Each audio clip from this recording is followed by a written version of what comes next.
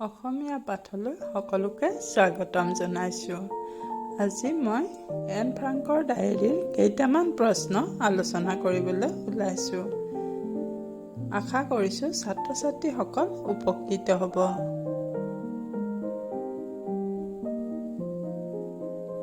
প্ৰশ্ন: Anne Frank আৰু আইতাকৰ সম্বন্ধ কেনে আছিল? আইতাকৰ স্মৃতিৰ বাবে তেওঁ কি কৰিছিল? উত্তৰ: এন ফ্ৰাংক আৰু আইতাকৰ সম্বন্ধ মধুৰ আছিল। তেওঁ আইতাকক খুব ভাল পাইছিল। আইতাকৰ স্মৃতিৰ বাবে তেওঁ নিজৰ জন্মদিনত জ্বলোৱা মমবাতিৰ লগতে আইতাকৰ বাবেও এডাল মমবাতি জ্বলাইছিল।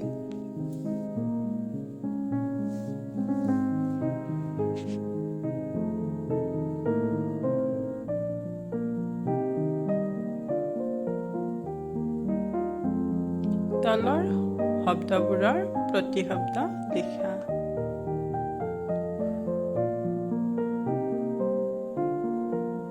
যন্ত্ৰণা, প্ৰতিশব্দ যাতনা। অৰুণ, প্ৰতিশব্দ কাতৰ।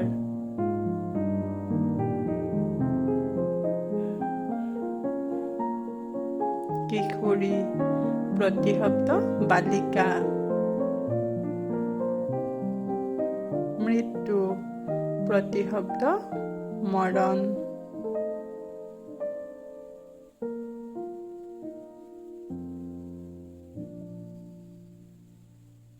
প্ৰশ্ন: তলৰ বাক্যবোৰ সৰল বাক্য, যৌগিক বাক্য আৰু জটিল বাক্য অনুসৰি শ্ৰেণীবিভাজন কৰা। মই আহিলোঁ আৰু তেওঁ ঘৰলৈ গ'ল। ইয়াত দুটা প্ৰধান বাক্য আৰু অব্যয়েৰে যোগ কৰা হৈছে, গতিকে এইটো যৌগিক বাক্য।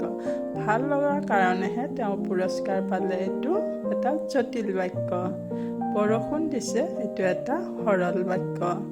মই সদায় ভাত খাই স্কুললৈ যাওঁ। ইয়াত এটা সমাপিকা ক্ৰিয়া আৰু এটা কৰ্তা আছে, গতিকে এইটো এটা সৰল বাক্য।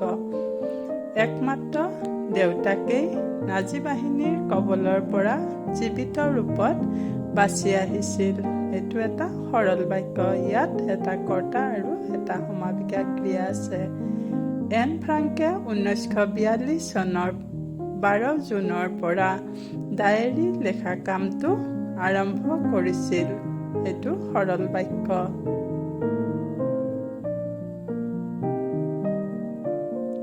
এইবাৰ পিছে তেওঁ মৰমৰ কীৰ্তি বুলি সম্বোধন কৰি লেখা আৰম্ভ কৰিছিল আৰু শেষত তোমাৰ এন বুলি সমাপ্ত কৰিছিল। এই বাক্যটো যৌগিক বাক্য আৰু শব্দৰে দুটা বাক্য লগ কৰোৱা হৈছে। জন্মদিনৰ মমবাতিৰ লগতে আইতাৰ স্মৃতিত এডাল মমবাতি জ্বলোৱা হ'ল, এইটো এটা জটিল বাক্য। প্ৰশ্ন: তলৰ বাক্যবোৰৰ তুলনামূলক বাক্যলৈ পৰিৱৰ্তন কৰা, দুটা আৰু বহুতৰ মাজত।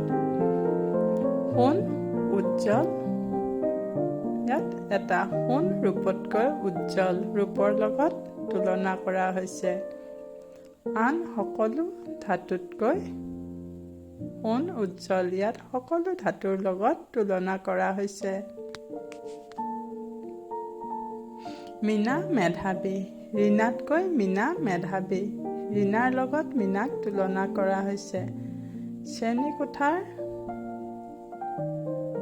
আটাইতকৈ মেধাৱী ছাত্ৰী মীনা, ইয়াত মীনাক গোটেই শ্ৰেণীকোঠাৰ ছাত্ৰ ছাত্ৰীৰ লগত তুলনা কৰা হৈছে। অৰুণ ওখ, অৰুণ বলেনতকৈ ওখ, অৰ্থাৎ বলেনৰ লগত অৰুণক তুলনা কৰা হৈছে। নৱম শ্ৰেণীৰ আটাইকেইটা ল'ৰাৰ ভিতৰত অৰুণ ওখ, ইয়াত আটাইকেইটা ল'ৰাৰ লগত অৰুণক তুলনা কৰা হৈছে। জোনবাই ঘূৰণীয়া, ইয়াত জোনবাইক পৃথিৱীৰ লগত তুলনা কৰা হৈছে। জোনবাই পৃথিৱীতকৈ সৰু। সূৰ্য, পৃথিৱী আদি জ্যোতিষ্কৰ ভিতৰত জোনবাই আটাইতকৈ সৰু। ইয়াত সূৰ্য, পৃথিৱী আদি কেইবাটাও জ্যোতিষ্কৰ লগত জোনবাইক তুলনা কৰা হৈছে। এই কিতাপখন ভাল। সেইখন কিতাপতকৈ এইখন কিতাপ ভাল। অৰ্থাৎ এখন কিতাপৰ লগত এইখন কিতাপৰ তুলনা কৰা হৈছে। লাইব্ৰেৰীৰ কিতাপবোৰৰ মাজত এই কিতাপখনেই আটাইতকৈ ভাল। ইয়াত আটাইবোৰ কিতাপৰ লগত তুলনা কৰা হৈছে।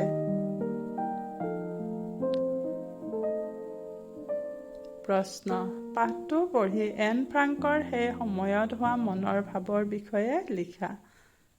উত্তৰ: পাঠটো পঢ়ি সেই সময়ত এজনী 13 বছৰীয়া ছোৱালীৰ মনৰ কথা বুজিব পৰা যায়। তাই সৰু কালতে ইমানবোৰ দুখ কষ্টৰ মাজেৰে পাৰ হ'ব লগা হৈছিল। বিদ্যালয় বন্ধ হৈ থকাত তাইৰ মনৰ কথা পাতিবলৈ কোনো বন্ধু নাছিল।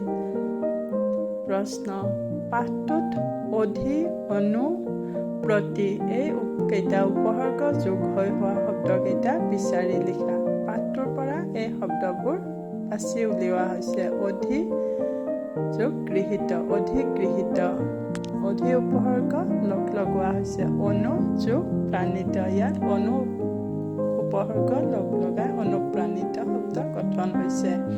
প্ৰতি যোগ দিন, প্ৰতিদিন, ইয়াত প্ৰতি উপসৰ্গ লগাই প্ৰতিদিন শব্দ গঠিত হৈছে। প্ৰশ্ন: তলৰ শব্দবোৰৰ বিপৰীত অৰ্থ বুজোৱা শব্দবোৰ লিখা। স্থায়ী, স্থায়ী শব্দৰ বিপৰীত শব্দ অস্থায়ী। ভোগ, ভোগ শব্দৰ বিপৰীত শব্দ হৈছে ত্যাগ বা দুৰ্ভোগ। স্মৃতি, স্মৃতি শব্দৰ বিপৰীত শব্দ হৈছে পাহৰণি বা বিস্মৃতি। সমাপ্ত, সমাপ্ত শব্দৰ বিপৰীত শব্দ হৈছে আৰম্ভণি বা অসমাপ্ত। আড়ম্বৰ, আড়ম্বৰ শব্দৰ বিপৰীত শব্দ হৈছে অনুষ্টুপীয়া বা অনাড়ম্বৰ।